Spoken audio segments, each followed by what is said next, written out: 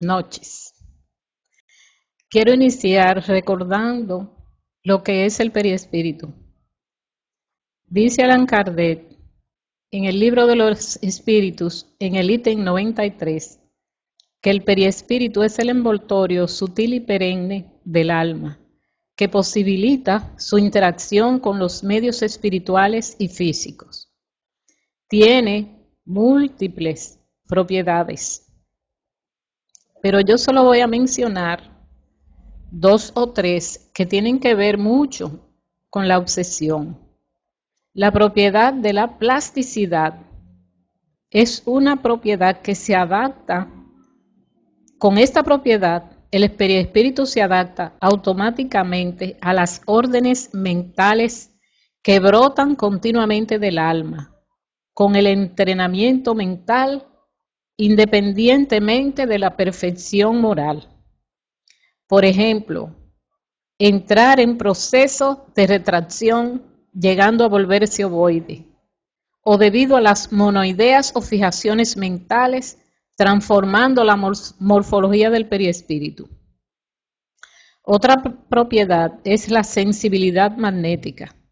El periespíritu es sensible a la acción magnética, haciéndolo susceptible a las influencias de la energía ambiental que lo envuelve, y es esa propiedad que le permite absorber, asimilar y transmitir la energía espiritual que recibe. Por ejemplo, en el pase, recibe del espíritu y dona para la transmisión de los recursos de cura.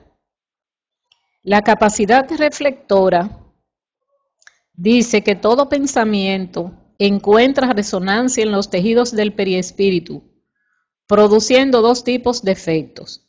Genera en su aura su imagen, conocida hoy como forma pensamiento, y también en el organismo físico, actuando en la fisiología de los centros vitales, que repercute así en el sistema nervioso, en el endocrino, en el sistema sanguíneo, marcando el funcionamiento regular o no en la economía vital. Tiene varias funciones. Una de ellas dice que tiene función instrumental, pues le sirve de instrumento al alma en los mundos espiritual y físico. Influye y recibe influencia en régimen de intercambio en su caminata evolutiva. Tiene función individualizadora, que le sirve para identificarse, no solo sus características periféricas, y sí también su propia historia. El factor memoria le asegura la continuidad de la vida psíquica en los diferentes niveles existenciales y marcando así la identidad del alma. En la introducción dice que la obsesión constituye uno de los capítulos más importantes del espiritismo, pues como se sabe, son las experiencias más dolorosas del ser humano. Genéricamente, la obsesión es el dominio de uno o más espíritus sobre otro u otros, provocando sufrimientos mentales y físicos. ¿No se ve la diapositiva? Bueno. Sus causas son de orden moral. De orden moral son kármicas, por ejemplo, en el pasado, y las actuales, por ejemplo, los prejuicios mentales que tenemos a diario, en la vida diaria, que sin decir, por ejemplo, en las ideas, en el pensamiento y en las actuaciones, que pasan inadvertidas para nosotros, pero sin embargo hacen mucho daño. Comúnmente se relaciona la obsesión con venganzas, voluntad de hacer mal o por otros motivos y circunstancias. Emmanuel indica que es siempre una prueba, nunca es casual. Y André Luis dice que toda obsesión tiene raíces en la reciprocidad. El primer estudio sistemático de la obsesión que se conoce se debe a Allan Kardec, que en sus investigaciones de la práctica mediúnica evidenció 3 tipos básicos, que son la obsesión simple, la fascinación y la subyugación. Con el desenvolvimiento del espiritismo en Brasil principalmente, autores encarnados y desencarnados han sugerido algunos esquemas de clasificaciones que más o menos abarcan y complementan los aspectos particulares de la obsesión.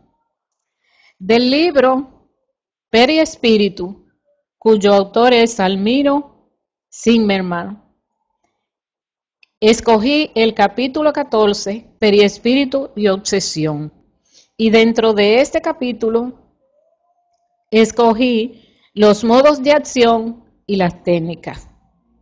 El modo de actuación varía de acuerdo a la técnica usada. Puede ser a distancia, por aproximación y por yuxtaposición.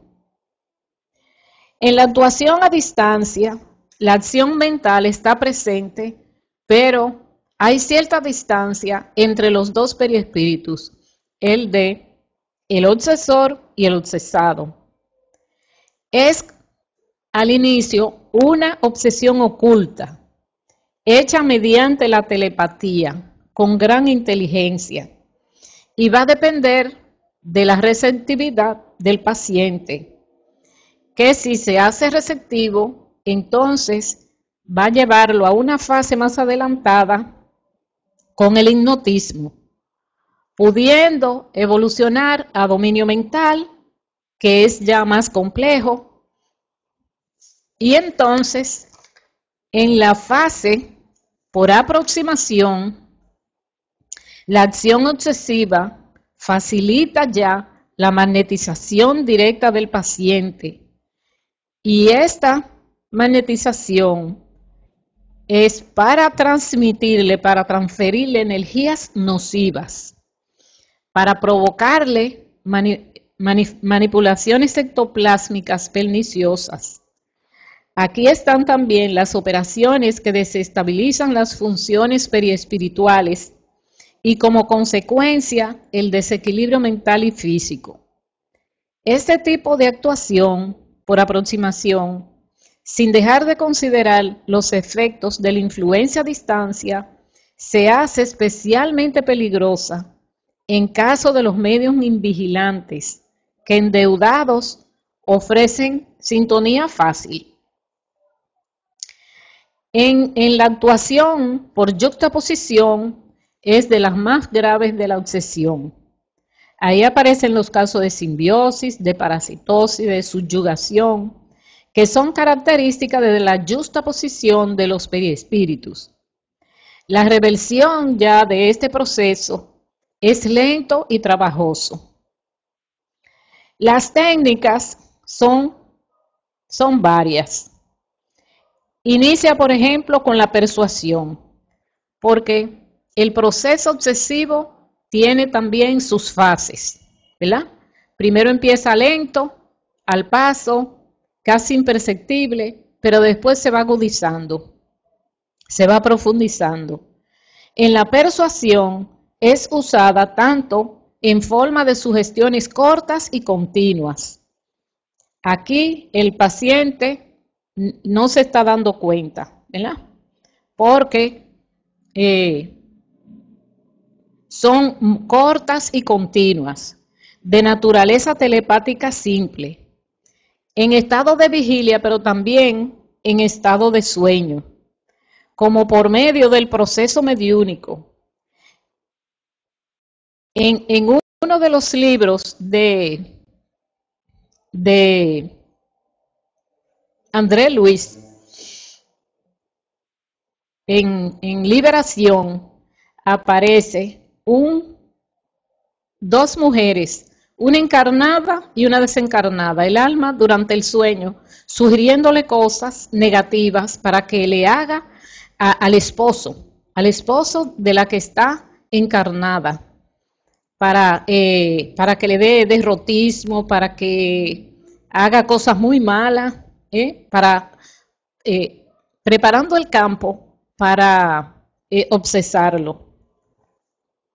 La influencia telepática está presente básicamente en todos los procesos obsesivos, que primero empieza todo de una manera sutil, con la telepatía, y todos tienen, porque la telepatía es la forma de cómo se comunican los espíritus entre sí, a través del pensamiento, a través de la mente.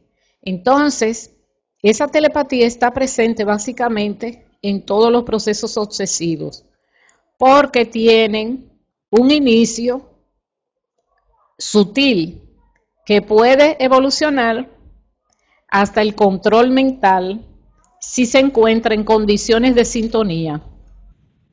Esa influencia telepática sutil muestra señales de derrotismo, falta de concentración en ideas optimistas, dificultad para orar o para lecturas edificantes. Son pesimistas, tienen aburrimientos, irritación, irritabilidad, se vuelven susceptibles. Este tipo de acción es imperceptible porque la gente cree que es de uno. Ah, eso es mío. No, yo me siento así, pero no se da cuenta que es con sutileza que le están obsesando. No siempre el obsesor es consciente. Otras veces es consciente y astuto, preparando el asalto días o semanas antes de su encuentro para un negocio, para un viaje, para un examen, para lo que sea. Y puede llegar a tal dominio que la transmisión persistente de las mismas ideas o imágenes acaban las resistencias mentales del paciente, provocando desequilibrios graves. Puede verse, por ejemplo, en los hogares y en los lugares de trabajo, donde se encuentran espíritus en programas de reajustes kálmicos más severos, donde se reencuentran adversarios férreos que raramente consiguen superar la aversión. Los rayos tóxicos llegan a enfermar o a provocar la muerte. Aquí no es necesario la persecución, bastan esas vibraciones muy densas, silenciosas, crueles, de despecho, de odio, de celos, de violencia. Eso está en el libro En los dominios de la mediunidad. Aquí podemos ver, por ejemplo, en un hogar en el que el esposo estaba dominado, fascinado por una encarnada y estaba haciéndole mucho daño a su hogar porque ya no se interesaba por las cosas del hogar y estaba con esa fijación mental tan grande de esa mujer que esas vibraciones hasta la esposa las estaba viendo, solamente le faltaba materializarse para ver esa mujer ahí y eso perturbaba mucho a ese hogar. Otra técnica es el hipnotismo, que ya ese es un estado más avanzado de la telepatía. Es reconocida como una de las fases más adelantadas de la escala de las influencias telepáticas. Se sabe que en la hipnosis el envolvimiento telepático se asocia también a un mayor envolvimiento magnético, que va a ser proporcional a la intensidad del dominio cesante. Entonces la persistencia y los efectos dominan estados hipnóticos que pueden ser considerados más o menos graves. Entonces, este envolvimiento magnético, que puede ser más o menos grave, puede ser de dominio eventual o dominio sistemático. En el dominio eventual, este estado es pasajero. Las perturbaciones pueden revertirse fácilmente porque no comprometen las resistencias mentales. En el dominio sistemático, ya el proceso hipnótico es más, es más severo. Y la severidad de las consecuencias la determina la intensidad y la continuidad de la acción obsesiva. Es decir, es más constante y es más intenso el magnetismo y el dominio que tiene. Siempre respetada por la ley del merecimiento, porque siempre va a estar presente lo que uno se merezca por el esfuerzo.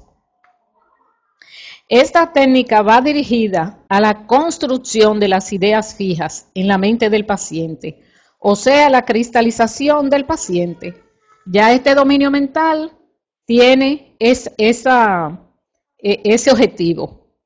La construcción de las ideas fijas en la mente del paciente, o sea, la cristalización del pensamiento, con imágenes o con ideas que pueden llevarlo a daño en la percepción psíquica y a la expresión y de la expresión, porque se le produce daño en el chakra coronario y en el chakra cerebral. En esa primera fase de la telepatía puede revertirse con facilidad, con asistencia espiritual, pero la continuidad del proceso puede llevarlo a monoideísmo agudo. La fijación mental es otra derivación de del dominio sistemático. Es la primaria, la llamada fijación primaria. Ocurre muy frecuentemente, como habla en el libro Acción y Reacción André Luis, que emitimos los pensamientos que nacen del deseo central. Ese deseo central es un deseo que nos caracteriza, que es parte de nuestra personalidad. Por ejemplo, la crueldad es el reflejo del criminal.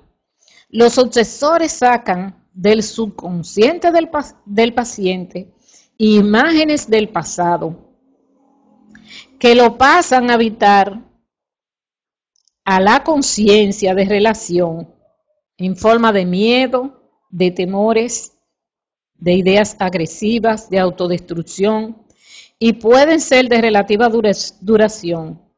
Comprometen el equilibrio psíquico, aunque temporalmente.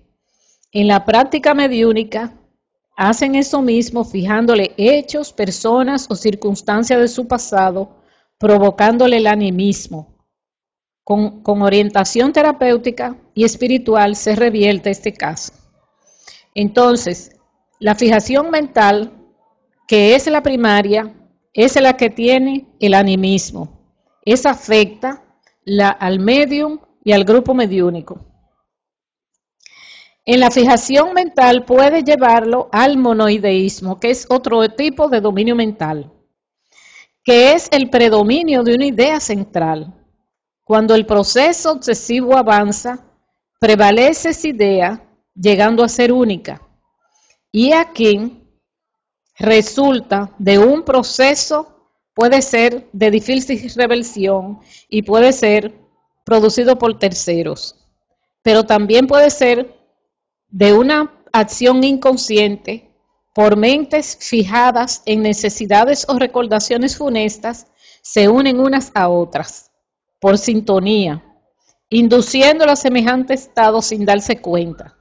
Y hay obsesados que con su desequilibrio, otros los llevan a otros y se lo conectan al primero, lo juntan a los dos, para que entonces el proceso obsesivo sea efectivo en ese que también está sin control de su mente, sin vigilancia, y es el caso de las encomiendas. Muchos casos de reencarnaciones con desequilibrios psíquicos congénitos evidencian cristalización mental en una encarnación anterior. Eso está en el libro, en los dominios de la mediunidad. También el monoideísmo agudo refleja un estado de fijación mental avanzado que llega a producir modificaciones de la forma y de la función del periespíritu, provocándole las contracciones periespirituales que son los ovoides. Los ovoides están estacionados Pierden el contacto con el mundo exterior, viviendo en extrañas pesadillas. No solo pueden ser provocadas por terceros, es común, por ejemplo, en los primitivos, ellos mismos se modifican su perispíritu. Eso es por el deseo, cuando desencarnan, el deseo tan grande que tienen de volver a reencarnar, de tener ese cuerpo físico, que entonces sufren esa retracción periespiritual. La soldadura periespiritual es otra técnica, es una técnica muy avanzada y es la yuxtaposición de los dos periespíritus, que llegan a aparecer como casi soldados, casi como una soldadura. Sucede bajo el comando de terceros o por acción natural del propio obsesor. Es decir, un obsesor puede pegarse, conectarse de tal manera que parece conectado al obsesado, como si fuera un solo periespíritu. Pero también puede ser producido por terceros. La canalización de emanaciones nocivas es otra técnica, que es la infección fluídica. Es muy común y es usado como agarramiento para un proceso obsesivo. Puede ser atribuido a la proyección obsesiva de las formas pensamiento, a la canalización de emanaciones nocivas y la transmisión o implantación de gérmenes psíquicos. La infección por formas pensamiento es un caso muy maligno, proyectados insistentemente para causar daño de difícil reversión. La infección causada por emanaciones deleterias, aquí los espíritus con grave desequilibrio psíquico transmiten su influencia voluntaria o involuntaria, o por sí o bajo comando de otros, esas energías dañinas que emiten y alcanzan poco a poco la resistencia psíquica. Entonces afecta el chakra cerebral y coronario y también la parte física del organismo. Esas son las emanaciones deleterias. Y las infecciones provocadas por gérmenes psíquicos, con la producción de microorganismos de naturaleza mental. En el organismo físico enfermo se producen, ¿verdad? Se dispersan muchas bacterias, muchos gérmenes, pero estas son de origen mental y que la utilizan con la finalidad de crear enfermedades muchas veces no conocidas. En el libro Tramas del Destino, en la segunda, Rafael al paciente, al esposo y a la hija, los obsesores le provocaron lepra a través de este mecanismo. Muchas veces, en el libro Misioneros de la Luz, Andrés reporta que la cólera, la desesperación, el odio, el vacío, ofrecen campo abierto para ese tipo de molestia. Dice que así como tenemos una nube de bacterias producidas por el cuerpo enfermo, asimismo tenemos larvas mentales producidas por la mente enferma. Son materia mental deteriorada. Están también las manipulaciones ectoplásmicas. Esa es otra técnica, que son las manifestaciones físicas, usadas para atormentar a encarnados, provocando ruidos. Son espíritus frívolos, también por venganza lo utilizan, y ellos manipulan el ectoplasma del medium para provocar los efectos llamados de poltergeist, que es el movimiento, los ruidos de puertas que suenan, que se cierran de repente, son ruidos que se hacen, golpes, y los efectos de Apor, que son objetos que se transportan de un sitio para otro pero en un sitio como cerrado. Y los casos de endopor, que es la introducción de objetos en el cuerpo, en el interior del cuerpo humano. En otra técnica es la provocación de reflejos anímicos, que esta es una técnica hipnótica dirigida a provocar el animismo, que es una especie de disociación psíquica, que lleva a exteriorizar recuerdos del subconsciente o el surgimiento de personalidades del pasado. El animismo puede llevar a liberar ectoplasma del mismo medium, con producción de efectos físicos que suceden bajo el impulso mental, semiconsciente o subconsciente del mismo sujeto. Otra técnica es la provocación de efectos sensitivos particulares. Agentes obsesores aprovechan las potencialidades mediúnicas del paciente, le provocan malestar físico, dolores, sensación de malestar, enfermedades fantasma, pasan a escuchar carcajadas, ruidos, zumbidos, amenazas, voces extrañas. Caibar Schutel, en su libro Caibar en la intimidad, constató que fue parte del tratamiento que se le hizo a un medium que se le había conectado una corneta en un oído. Fue desapareciendo poco a poco hasta desaparecer por completo con las terapias espíritas que le hicieron.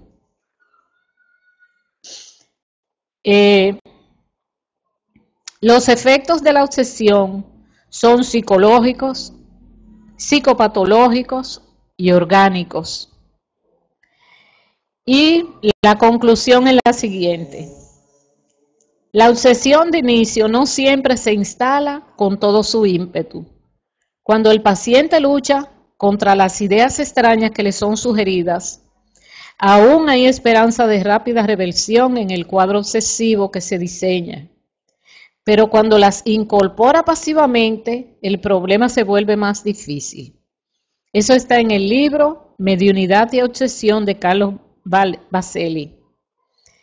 Es que no basta estar consciente del envolvimiento y la voluntad de liberarse sin un cambio efectivo de postura moral. Becerra de Meneses. La obsesión es una pandemia que afecta a todos en el planeta. Y como dice el espíritu de San Luis, el espíritu será llamado a grandes servicios, será curador de los males que la ciencia continúe impotente, sondeará las llagas morales y les administrará el bálsamo reparador, tornando mejores hombres. De ellos aparta los malos espíritus atraídos por los vicios de la humanidad. Es importante recordar que la doctrina del espiritismo nos enseña, así mismo como dijo Jesús, orad y vigilad. Tenemos que vigilar nuestra mente.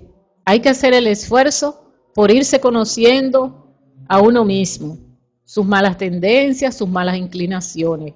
Observar y vigilar sus pensamientos, las palabras, cómo las dice, qué piensa, cómo lo piensa, qué hace, cómo hace las cosas. Y también, aparte de conocerse a sí mismo, ir cambiando, como dice Becerra de Meneses. No solamente es que esté consciente de que me están envolviendo, ni la voluntad para liberarme de esa condición, sino que tengo que hacer el esfuerzo por cambiar. Y así no se abren brechas. Dios los bendiga a todos. Hasta aquí la charla de hoy. Ahora las preguntas.